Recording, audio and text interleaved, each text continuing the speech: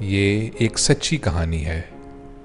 ایک دفعہ کا ذکر ہے کہ ایک انسان نے ایک خواب دیکھا تھا اور اس کے ایک دوست نے اس خواب کو پورا کرنے کا عزم کیا۔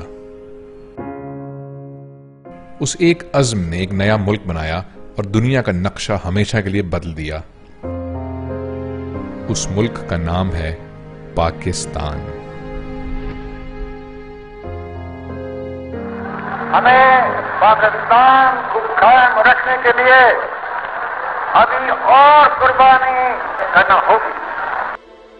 اس نئے ملک میں بسنے والے ہر انسان کا ایک خواب تھا کہ اس ملک کی ایک شناخت ہو، ایک قانون ہو، اس ملک کا ہر بچہ آزاد، خوشحال اور پر امید ہو۔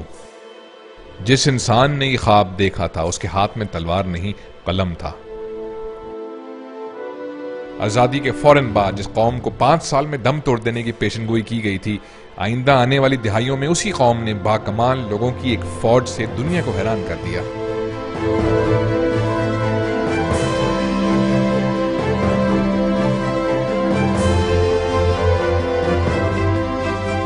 باوجود اس کے کہ ملکی معاملات اور حکومتوں کو بار بار روکا گیا۔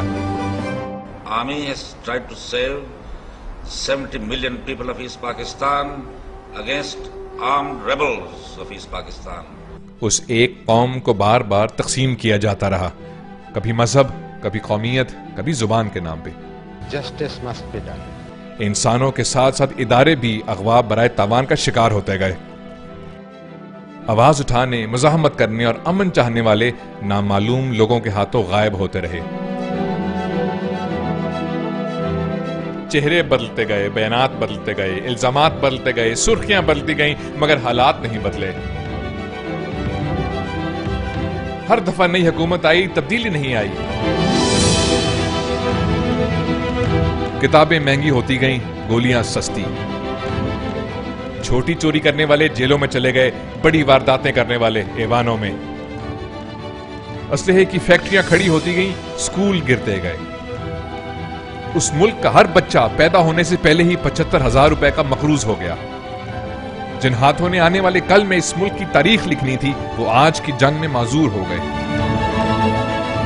نامعلوم، بے نام، نقاب پوش دشمن سے بچنے کے لیے سیکیورٹی کے نام پہ جو رقم خرچ کی جانے لگی، وہ زندگی کی جگہ موت کا تحفظ کرنے لگی۔ آخر اس قوم نے اس ناانصافی سے کیا انکار۔ باوجود اس کے کہ نہ جانے کتنے بیٹے جس پرچم کو سلام کر کے گھر سے نکلتے اسی میں لپیٹ کر واپس بھیج دیے جاتے۔ بیٹوں کے انتظار میں اس قوم کی ماؤں کی آنکھیں دھندلاتی رہیں۔ اس دھرتی کی مٹی میں کتنا دم ہے جو ان ماؤں کے آنسوں کا بوجھ اٹھاتی رہی۔ ایک ایسی قوم ہے جو دنیا میں سب سے کم ٹیکس دیتی ہے اور دنیا میں سب سے زیادہ زکوٰۃ۔ اب یہ قوم کسی سے جنگ نہیں چاہتی، کیونکہ جنگ ختم کرنے سے اندھیرا نہیں، اجالا پھیلتا ہے، امن سانس لیتا ہے۔ حقیقت یہ ہے کہ اب یہ قوم ایک ہو گئی ہے اور ایک کو مزید تقسیم نہیں کیا جا سکتا۔ اب تبدیلی کی گھڑی آن پہنچی ہے۔